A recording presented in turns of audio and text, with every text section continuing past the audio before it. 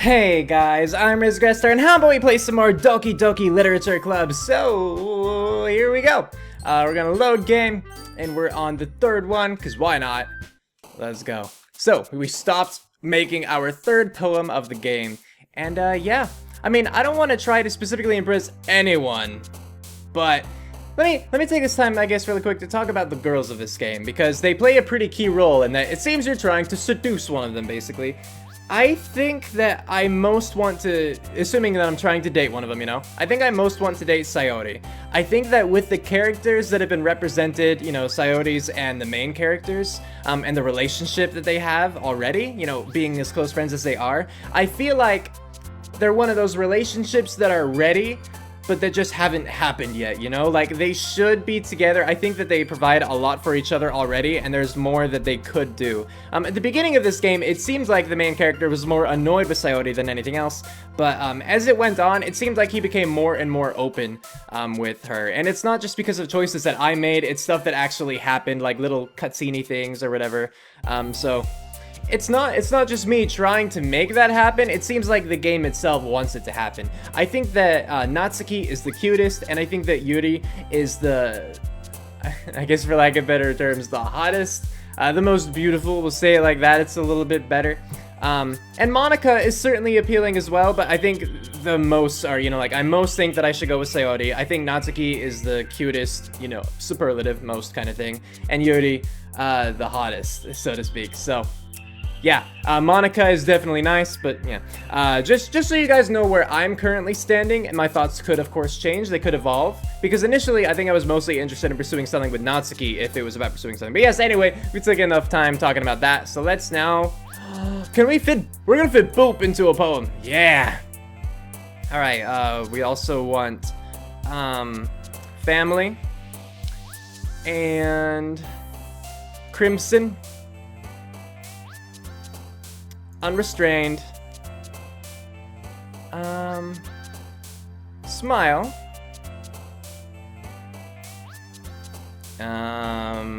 games, journey, peaceful, whisper, whistle, unrequited, sweet, daydream, fantasy, essence, special, friends, grief, treasure, and sunset. Okay. It did seem like out of the corner of my eye, I thought I saw Sayori bouncing the most. Now, I wasn't specifically making that poem to try to appeal to her, but it seemed like I did, so hey, you know, that worked. Aw, man. I'm the last one here again. Don't worry, I just walked in too. Were you practicing piano again? Yeah. You must have a lot of determination. This makes me think of other games. Starting this club and now picking up piano? Well, maybe not determination, but I guess passion. Remember that the club wouldn't be here if it wasn't for all of you. And I'm super happy that you're all willing to help out for the festival too. Oh, I can't wait for the festival. It's gonna be great. Huh? Weren't you complaining about it just yesterday, Natsuki? Well, yeah. I'm not talking about our part of the festival, but it's a whole day of school where we get to play and eat all kinds of delicious food.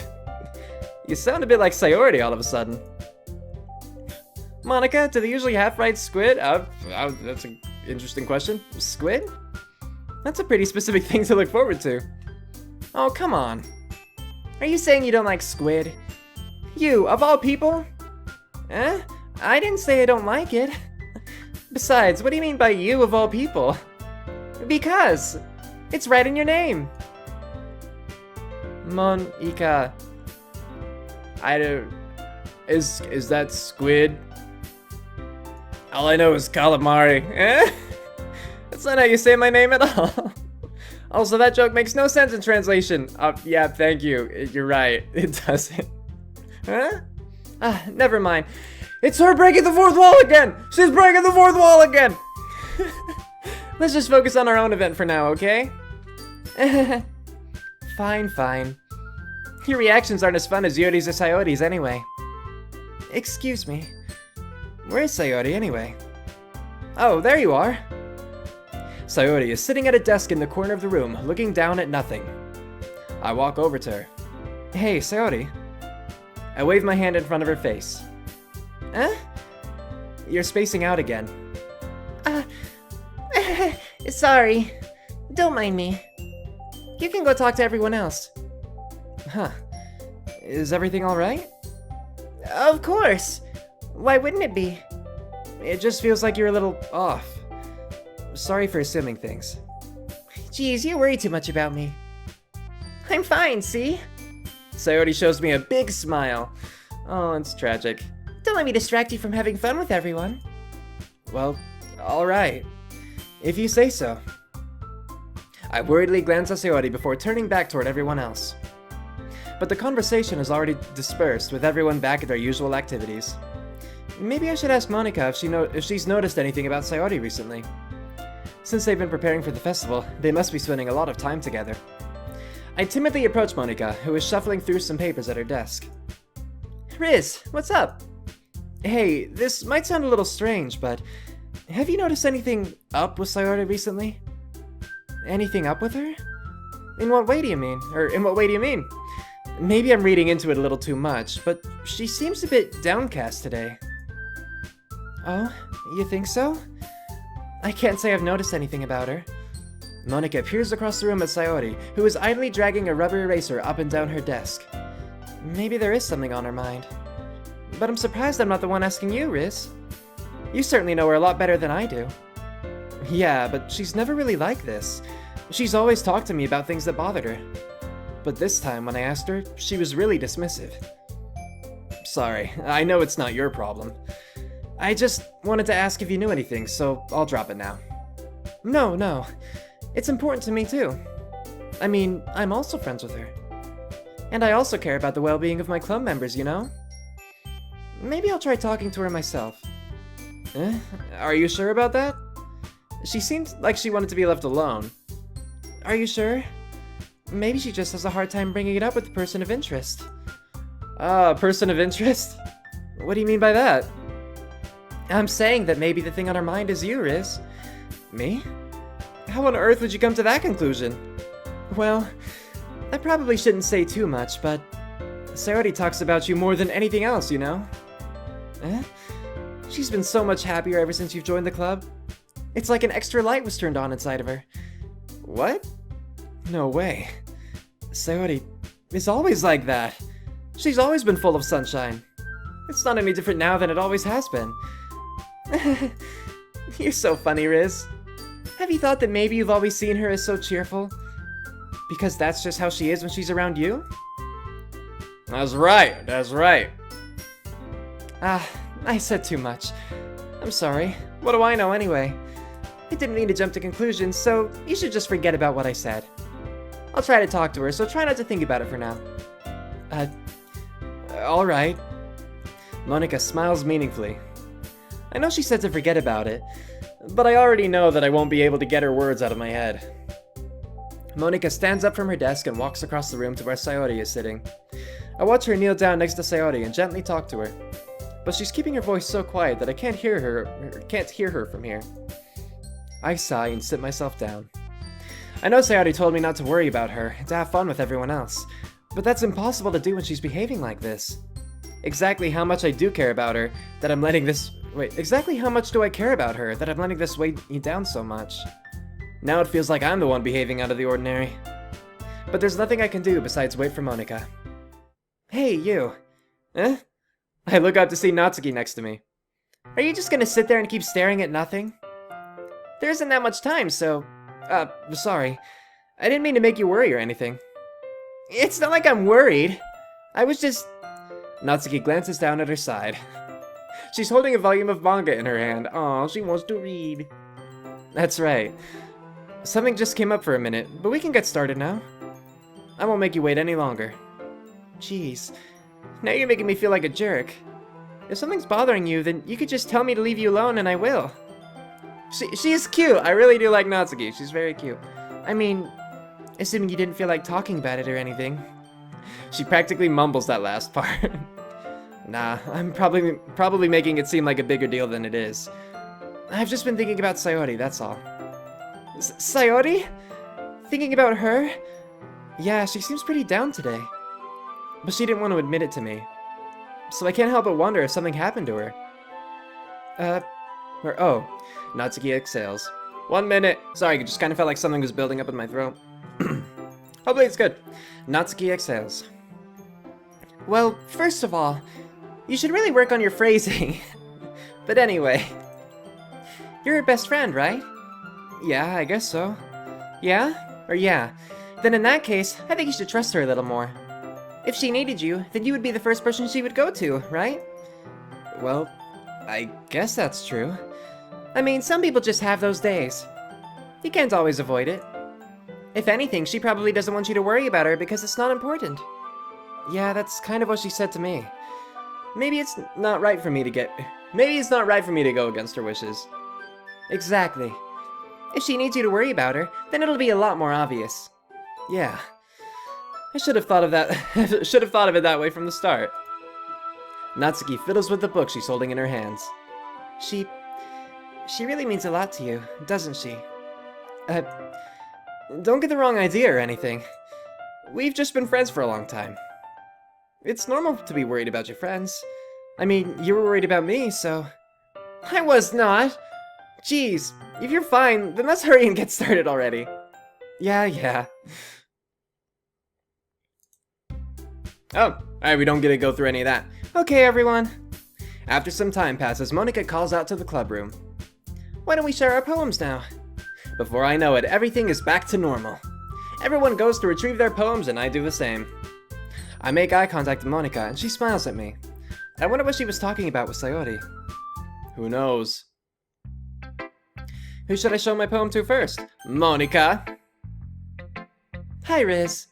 Have you thought about what you wanted to submit to perform at the festival? Well, being in this club is one thing, but performing in front of a bunch of people? I'll have to give it some more thought. Okay, no pressure. But whatever you do, I'm sure it'll turn out great. It would also make me happy to see. I bet it would. Anyway, let's take a look at today's poem. Sure. I let Monika take the poem I'm holding in my hands. It's pretty good. It makes me think of Sayori, like the other one that you wrote. You two are like the dynamic duo. Batman and Robin! That's kind of exaggerating it. Yeah, probably. But you do spend a lot of time with her even in this club, don't you? Then again, I don't blame you for being a little shy.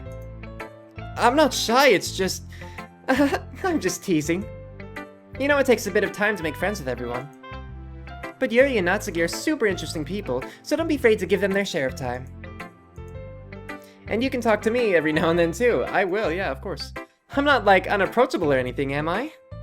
No, it's nothing like that. I'm just still getting used to being here, that's all. Yeah. I'm sorry if I was putting pressure on you or something. I really didn't mean it like that. No, don't worry. I get what you're saying. Well, alright. Anyway, I'll share my poem with you now, alright? Alright. The Lady Who Knows Everything. I am so tempted to just scroll down to the very bottom and see if it's another fourth wall thing, but yes. The Lady Who Knows Everything. An old tale tells of a lady who wanders Earth. The lady who knows everything. A beautiful lady who has found every answer, all meaning, all purpose, and all that was ever sought. And here I am, a feather, lost adrift the sky, victim of the currents of the wind. Day after day I search with little hope, knowing legends don't exist. But when all else has failed me, when all others have turned away, the legend is all that remains, the last dim star glimmering in the twilit sky. Until one day the wind ceases to blow, I fall. And I fall and fall and fall even more, gentle as a feather, a dry quill, expressionless. But a hand catches me between the thumb and forefinger, the hand of a beautiful lady. I look at her eyes and find no end to her gaze. The lady who knows everything knows what I am thinking. Before I can speak, she responds in a hollow voice. I have found every answer, all of which amount to nothing. There is no meaning, there is no purpose, and we seek only the impossible. I am not your legend. Your legend does not exist. And with a breath, she blows me back afloat, and I pick up a gust of wind. Well, that's cool. So to glance over the poem again. So no, it doesn't seem like any big fourth wall-y thing. So just to glance over it again, I think it's pretty cool. Old tale tells of a lady who wanders earth, the lady who knows everything, beautiful ladies find every answer, all meaning, all purpose, and all that it was ever saw. And here I am, a feather, lost adrift the sky, victim of the currents of the wind. Day after day I search with little hope, knowing legends don't exist. But when all else has failed me, when all others have turned away, the legend is all that remains. The last dim star glimmering in the twilight sky. Until one day the wind ceases to blow. I fall, and I fall, and fall, and fall even more, gentle as a feather, a dry quill, expressionless. But a hand reaches, or catches me between the thumb and forefinger, the hand of a beautiful lady. I look at her eyes and find no one to her gaze. The lady who knows everything knows what I am thinking. Before I can speak, she responds in a hollow voice. I have found every answer, all of which amount to nothing. There is no meaning, there is no purpose, and we seek only the impossible. I am not your legend does not exist. And with a breath, she blows me back afloat, and I pick up a gust of wind. So, now that we've speedily reread it, there's a legend of someone who knows everything. It's that search of, ultimate enlightenment and everything. And this feather, this person, caught in a crazy world, adrift in the wind, is searching endlessly until finally their will to search, you might think, kind of makes them fall. I mean, I guess that's one way you can interpret it, maybe. Makes them fall. And in that, they come to the realization that maybe, things aren't inherently meaningful. Maybe things don't inherently have a purpose. And that we need to stop searching for those things. But instead, we can get ourselves lost again in the world and just enjoy it for what it is. Find our own meanings in life, find our own purposes. Because there is no one true enlightenment, but only that which we make of it all.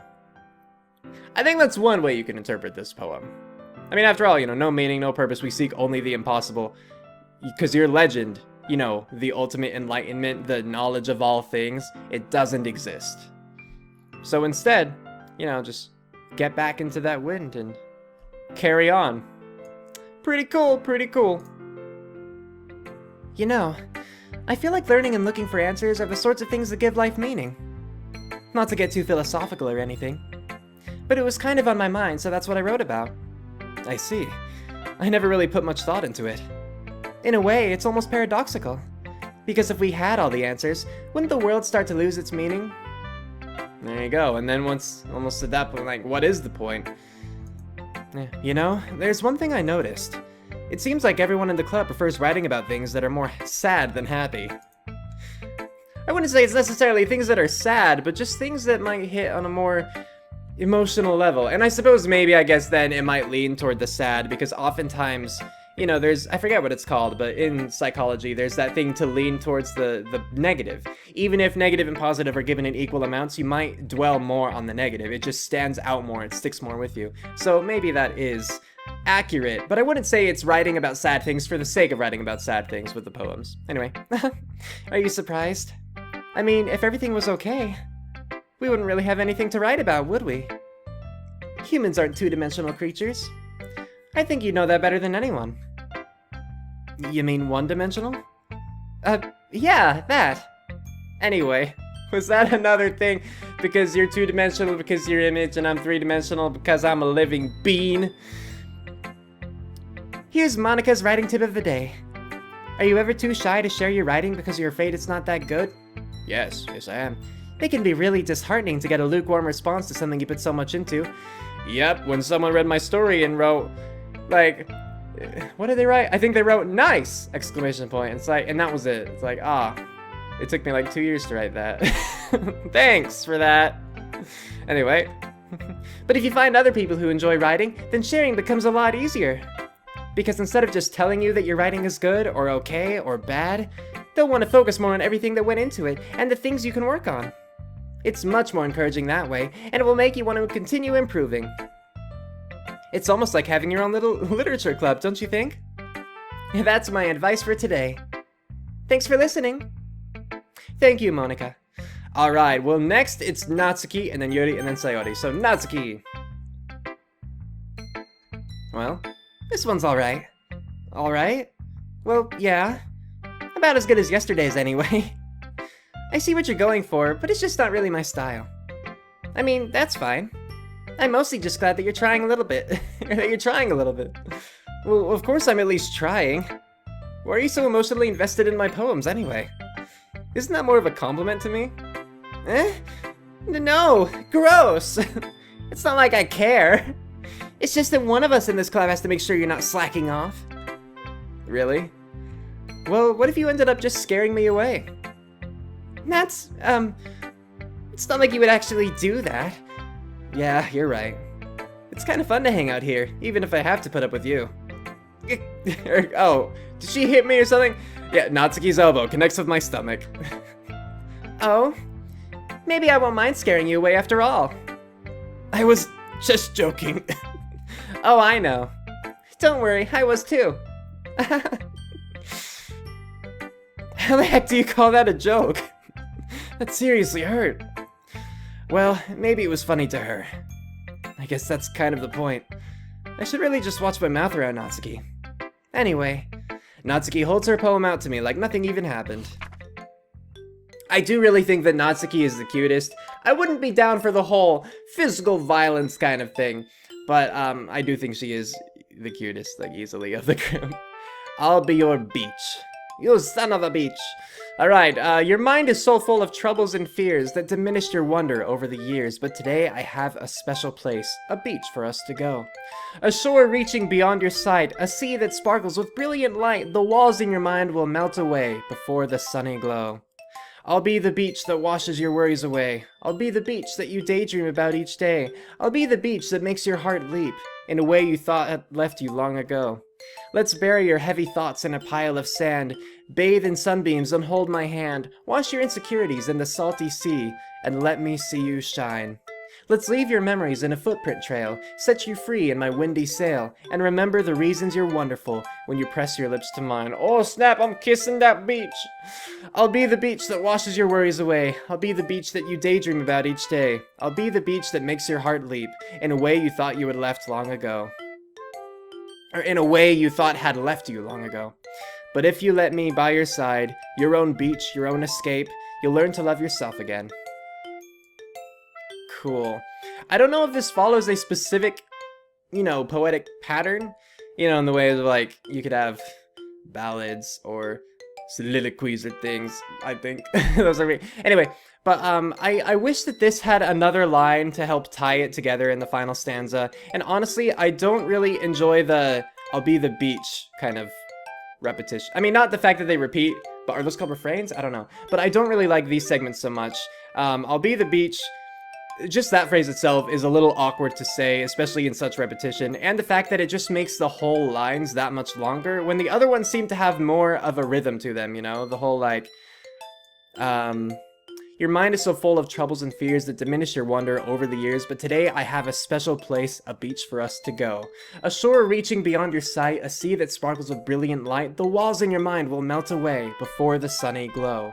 You see, they each have that kind of thing, but then, like, this way, it ruins it here, I'll be the beach that washes your worries away, I'll be the beach that you daydream about each day, I'll be the beach that makes your heart leap. Like, that one doesn't even finish with the others, in a way you thought had left you long ago. So, I don't know. But the fact that it's repeating means that it's important, at least to the writer, so we'll look over this again real quick. So yeah, your mind is full of troubles and fears that diminish your wonder over the years, but today I have a special place, a beach for us to go. Sure, reaching beyond your sight, you see the sparks of brilliant light, the walls in your mind will melt away before the sunny glow. I'll be the beach that washes your worries away, I'll be the beach that you daydream about each day, I'll be the beach that makes your heart leap in a way you thought had left you long ago. Let's bury your heavy thoughts in a pile of sand, bathe in sunbeams and hold my hand, wash your insecurities in the salty sea and let me see you shine. Let's leave your memories in a footprint trail, set you free in my windy sail, and remember the reasons you're wonderful while you press your lips to mine. Be the beach, da-da-da-da-da. But if you let me by your side, your own beach, your own escape, you'll learn to have yourself again. Da-da-da-da-da-da. Like, that's what I want. I want a da-da-da-da at the end to wrap it all up. But this is basically, I think this is just a yearning for a relationship, I mean, it is that, it's talking about, like, how great you are and how they could be your escape because they know that, you're great, but you don't see it. You still have your own troubles, your own concerns and everything, and so let's just get away from all that for a while. Let's be together. They'll be the beach. They'll be your support. They'll be that thing that you can look forward to, that you can enjoy even on, like, a rainy day. I don't think there's too much else to read into this one.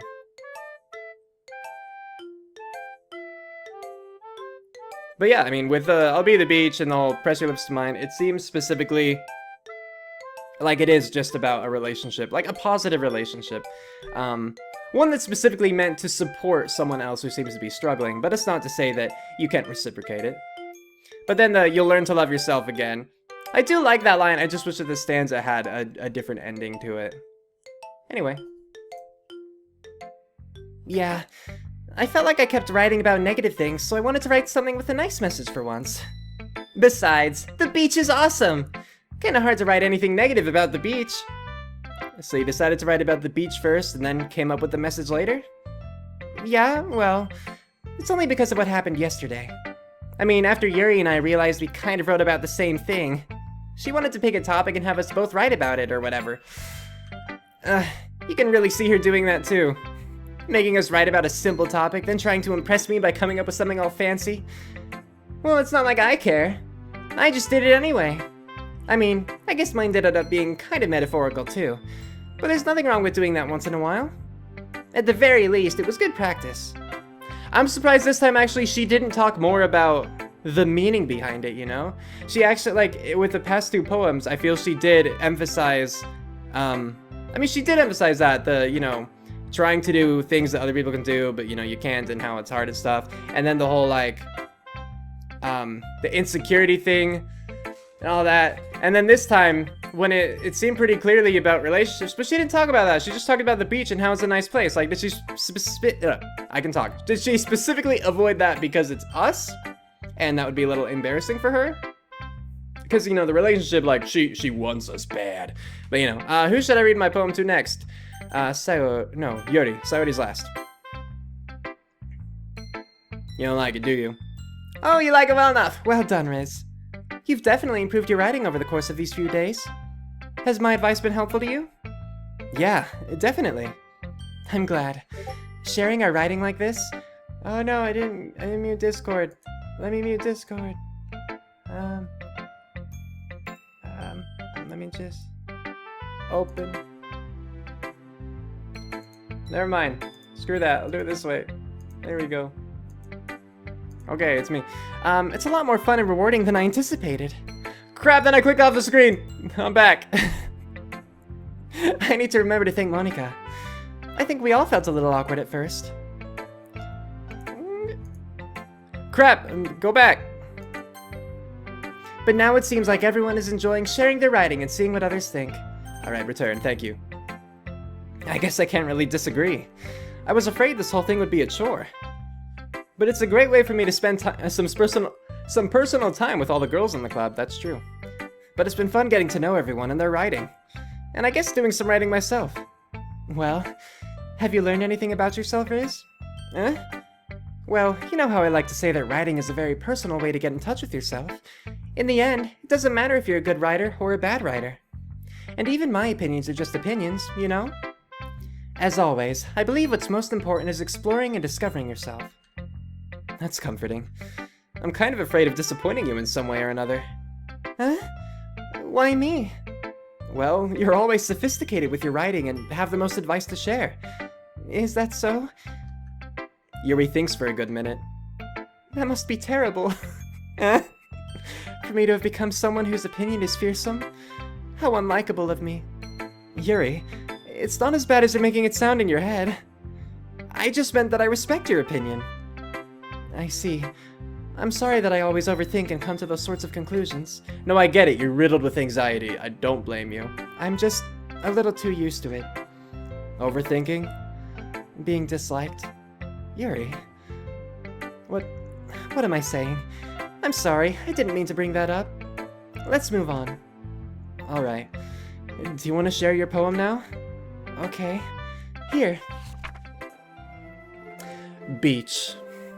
Her handwriting, I think her handwriting is good. Like, I'd classify it as good, but it is a little hard for me to read, partly because, like I said, it's just small on the screen, so I have to, like, lean in a little bit more, so yes.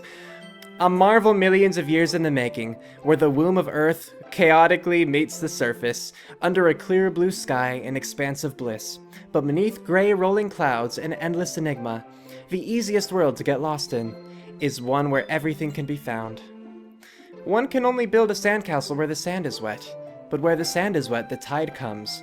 Will it gently lick at your foundations until you give in, or will a sudden wave send you crashing down in the blink of an eye? Either way, the outcome is the same. Yet we still build sandcastles. Sandcastles, not just sandcastles. I stand where the foam wraps around my ankles, where my toes squish into the sand. The salty air is therapeutic. The breeze is gentle, yet powerful. I sink my toes into the ultimate boundary line, tempted by the foamy tendrils. Turn back, and I abandon my peace to erode at the shore. Drift forward, and I return to Earth forevermore. Okay. Why return to the Earth? If you're drifting forward, wouldn't you be going into the ocean? Kind of confusing. Anyway, to quickly read through it, so beach. A marvel millions of years in the making, where the womb of Earth chaotically meets the surface, under a clear blue sky and expansive bliss, but beneath gray rolling clouds and endless enigma, the easiest world to get lost in is one where everything can be found. One can only build sandcastles where the sand is wet, but where the sand is wet, the tide comes. Will it gently lick at your foundations until you give in, or will a sudden wave send you crashing down in the blink of an eye? Either way, the outcome is the same, yet we still build sandcastles. I stand where the foam wraps around my ankles, where my toes squish into the sand. The salty air is therapeutic. The breeze is gentle yet powerful. I sink my toes into the ultimate boundary line, tempted by the foamy tendrils. Turn back and I abandon my peace to erode at the shore. Drift forward and I return to Earth forevermore. Well, I guess turning back. Okay, if you're turning back, and that would result in abandoning your peace to erode at the shore, I guess you would be facing the beach and away from the water at that point. But then it makes me wonder, sinking your toes into the boundary line. I just imagined her facing the ocean at that point, but I guess that's not necessarily the case. Because you could have the foam reaching your ankles and your toes in wet sand while facing away. So that's fair, you know, fair enough. Okay. So what is this actually saying? Marvel million years in making, that's just referring to the beach, an endless enigma. The easiest world to get lost in is one where everything can be found. If you're thinking about that in a literal sense, I mean, at the beach, what do you find? You find sand and people. You can find aminals, architecture made of sand, and plants, kind of. I don't know. Is it talking more like literal, but in an intangible sense? You know, as far as like, you know, feelings go, freedom and happiness and things like that. I don't know. Yuri's a lot harder for me to read because she's a lot more sophisticated, as Game Me put it. But yeah, one can only build a sandcastle where the sand is wet, but where the sand is wet, the tide comes. So that makes me think about, you know, you could only start building up when you have the proper foundation, but the only place where the proper foundation exists is where its, you know, demise is also lurking, kind of thing, you know? And that's the case, you know, will it gently lick at your foundations until you give in? So, you know, will the gentle waves kind of come in and just gradually wear away the sandcastle, or will a sudden wave just erase it all? Either way, the outcome is the same, just, you know, a difference in time. Yet we still build sandcastles. So it's kind of like, despite the inevitability of it, despite the futility of it all, we persist, you know, because I guess what else is there to do? It is the easiest thing to get lost in, after all. Easiest world, you know, where everything can be found. And what's the last part again? You stand where the foam wraps around your ankles, the squish into the sand, solid is therapeutic, the breeze is gentle yet powerful, sink toes into the ultimate boundary line, tempted by the foamy tendrils, turn back and abandon my peace to erode at the shore, drift forward and return to Earth forevermore. Yeah, I don't know exactly. Because, I mean, especially when it's talking about how, you know, we still build sandcastles at that particular spot. And how that's, you know, an inevitability despite the futility of it, kind of thing. Then to think about, you know, returning to the Earth forevermore, you know, you're no longer kind of like at that point where you could build a sandcastle. I don't know. Again, I'm not a poetic person, and she is the most complicated, I believe, so. It sounds nice, though. I just can't understand it. My brain just doesn't have the proper workings for it all. I'm aware that the beach is kind of an inane thing to write about, but I did my best to take a metaphorical approach to it. And I know you did. Yeah, Natsuki already told me about it. She did? She didn't say anything weird, did she?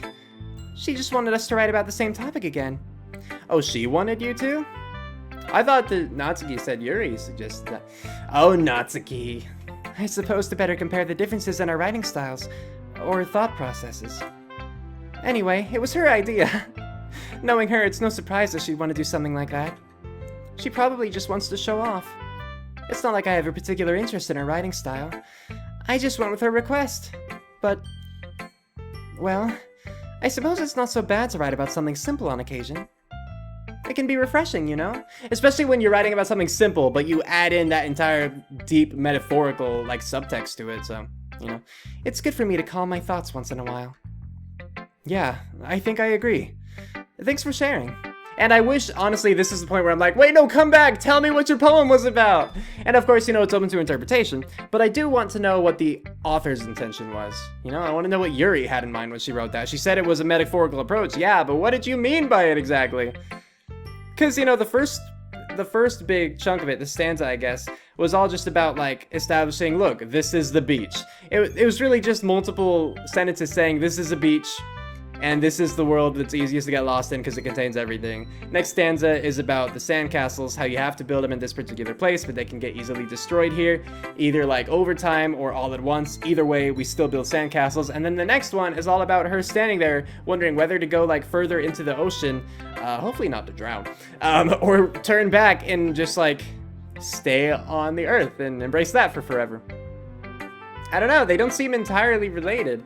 I'm sure there are connecting themes, ideas, but I don't know. Anyway, who should I show my poem to next? Sayori? Yes? This is your best one so far. Oh good, it's really, really nice, Riz. You don't seem too... Look at her face, she doesn't seem too thrilled though. Thanks. Sayori, you've been a little quiet today. Is everything alright? Of course. Everything is fine. Maybe I'm just a little tired today. Do you want a nap or something? No, that's silly. Don't worry about me, okay? I only want to see smiles on your face. Well, alright. Hey, Riz. I'm still a little surprised.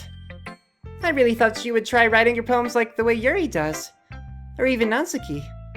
But in the end... Yeah. I guess you're the one who likes this one the most. Why? You don't want to get closer with everyone else? Wait, of course I do. But that doesn't mean I need to try so hard to impress them. I still understand you the most, Sayori. I know you have to sometimes put up with me. And I have to sometimes put up with you. But we have a wavelength or something. And this is how the poem came out. Sometimes it feels like you're the only exciting thing in my life. So, sometimes it's just easier to write when thinking about you. Sayori? No, Riz, I don't deserve this. You're too nice to me. Why are you doing this? Sayori has trouble keeping her voice steady all of a sudden. If you had fun with everyone else instead, this would be so much easier. Sayori? I glance around the room to make sure nobody has noticed this. Sayori, I've probably never said this before, but I don't understand what you're feeling right now. Tell me what will cheer you up. Sayori shakes her head. She sniffles and keeps shaking her head. Finally, she gathers herself and puts on a smile. It's nothing, Riz. It's just a little rain cloud. I'm sorry you had to see that. I promise it won't happen again. Just smiles from everyone, okay? That's all that matters. Go play with everyone else. I'm gonna go home a little bit early today. Sayori, tell Monica I wasn't feeling well, okay? I'll see you tomorrow. Before I can say anything else, Sayori cheerfully walks out of the classroom, humming to herself.